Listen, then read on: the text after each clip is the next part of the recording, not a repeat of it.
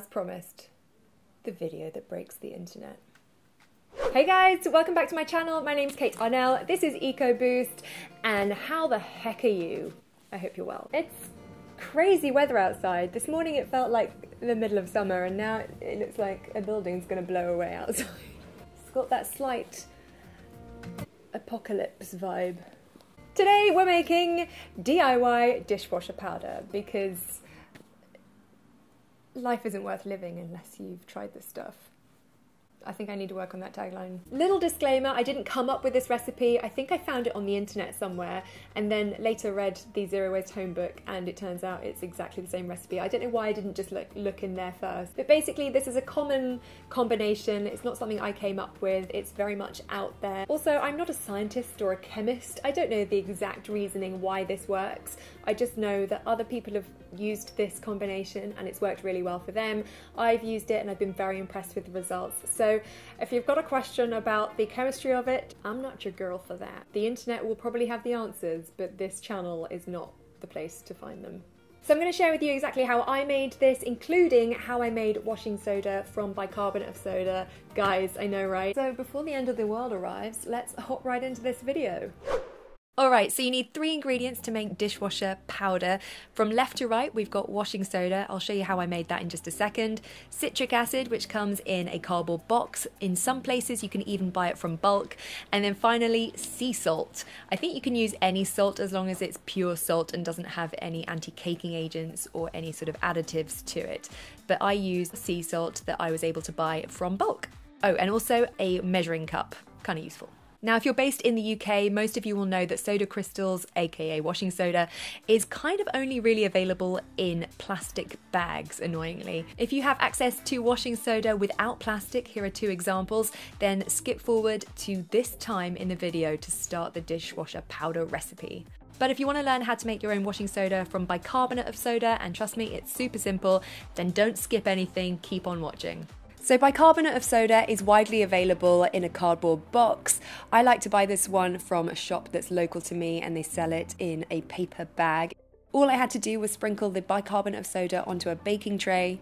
I also like to break up some of the larger clumps just to make it more even.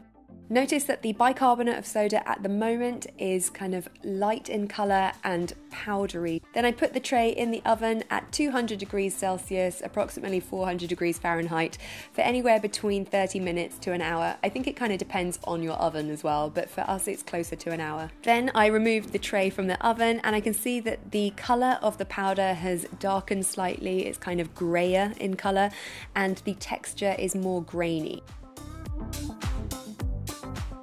Then I simply store it in a jar ready for when I want to make any dishwasher powder or laundry powder.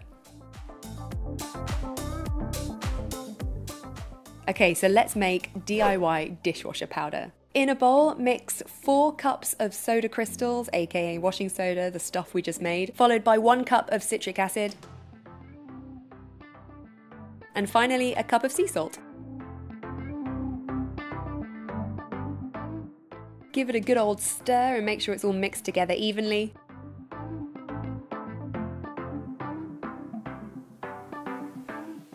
And then store it in a large container.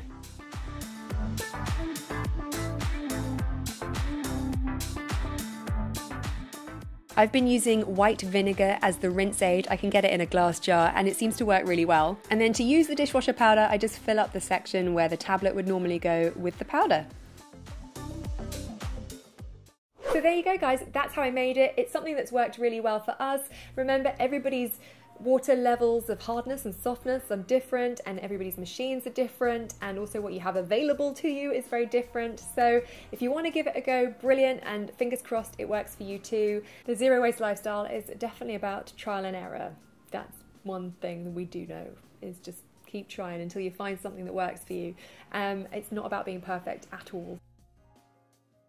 Before we started using our DIY dishwasher powder, our dishwasher was not in a great state. It had built up a sort of slimy, grime inside and wasn't cleaning properly, no matter what we used. Whether it was something we'd bought from the store or a DIY option, nothing was working. So we had a professional dishwasher dude come round to clean out the inside and the tubes. He said to keep the dishwasher looking clean and sparkly and running smoothly, once a month, put the dishwasher on completely empty, and then after half an hour, open the door and throw in a cup of white vinegar, and then close the door and let it finish its cycle. And guys, you get a super shiny dishwasher after you do this. So we've tried to do that at least once a month, and ever since then I have been using our homemade dishwasher powder, and it has worked.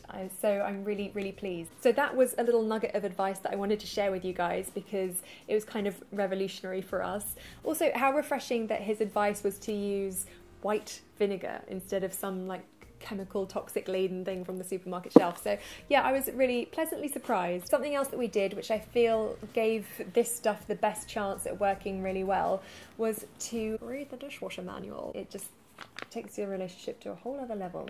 This, again, was a bit of a game changer. We didn't know that you could set the dishwasher to suit the level of hardness or softness of your local water. Do you know that? We didn't know that. So if you've never done that, it might be something you want to consider. I mean, I didn't even know that was a thing for dishwashers, and I'm not sure if it's something you can do with all machines, but what's our one? Miele seemed to have an option for us. Now, if you haven't hit the unsubscribe button just yet, thank you for sticking through the manual portion of the video. It's boring AF, but it's worked like a charm. If you want written instructions of this recipe, can we call it a recipe? Let's call it a recipe. Then I'll put the link to my blog in the info box below, and I've written it all out there for you, so happy reading. If you do try this out, I would love to know how you get on. Please send me a little picture on Twitter, or something's beeping at me. Oh, it's the batteries. Rechargeable batteries, guys. They talk to you in Morse code. Good luck if you decide to try making it yourself. I just wanted to share it because I've been so impressed with the results.